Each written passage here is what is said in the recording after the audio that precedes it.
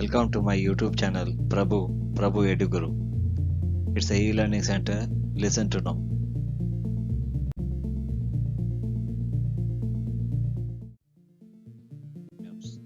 Introduction.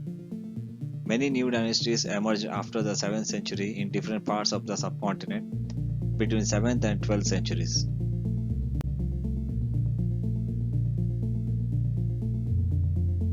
Of new dynasties. During 7th century, there were many influential landlords or warrior chiefs in different parts of the subcontinent. Existing kings of acknowledged them as their subordinates or samantas. They expected to bring gifts for their kings or overlords, be present at their courts, and provide them with military support.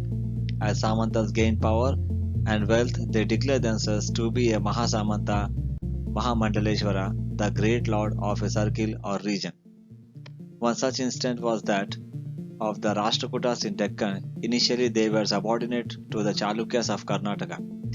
Dantidurga, a Rashtrakuta chief, defeated his Chalukya overlord and performed a ritual called Hiranyagarbha, literally the golden worm. In such instant, Kadamba, Maurya Sharma, and Gurjara Pratihara Harichandra were Brahmins who gave up their traditional profession and took to arms, successfully established kingdoms in Karnataka and Rajasthan respectively.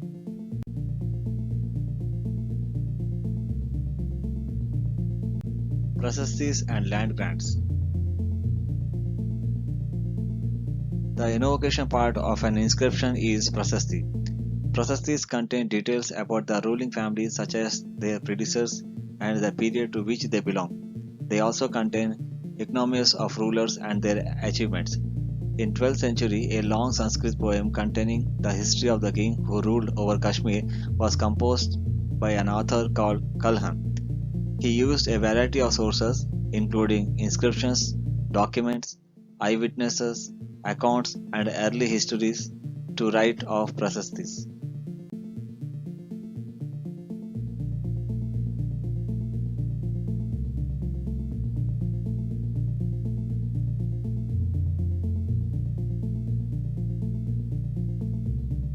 Administration in the kingdom.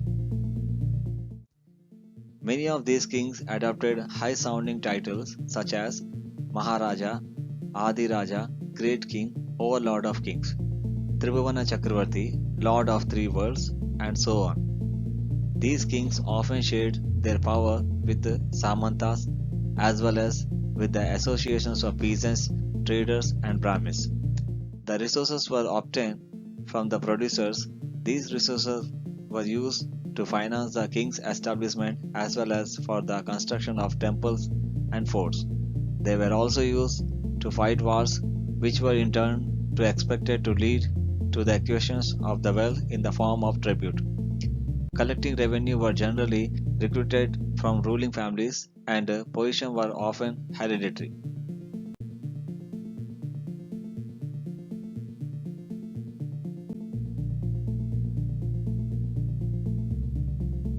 Warfare for wealth.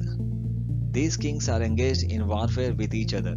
You may notice that each of these ruling dynasties was based in specific region. At the same time, they tried to control other areas. One particular prized area was the city of Kannauj in the Ganga Valley. For centuries, rulers belonging to Gurjara Pratihara, Rashtrakuta, and Pala dynasties fought for control over Kannauj. As there were three parties in this long-drawn conflict, historians often describe it as the tripartite struggle.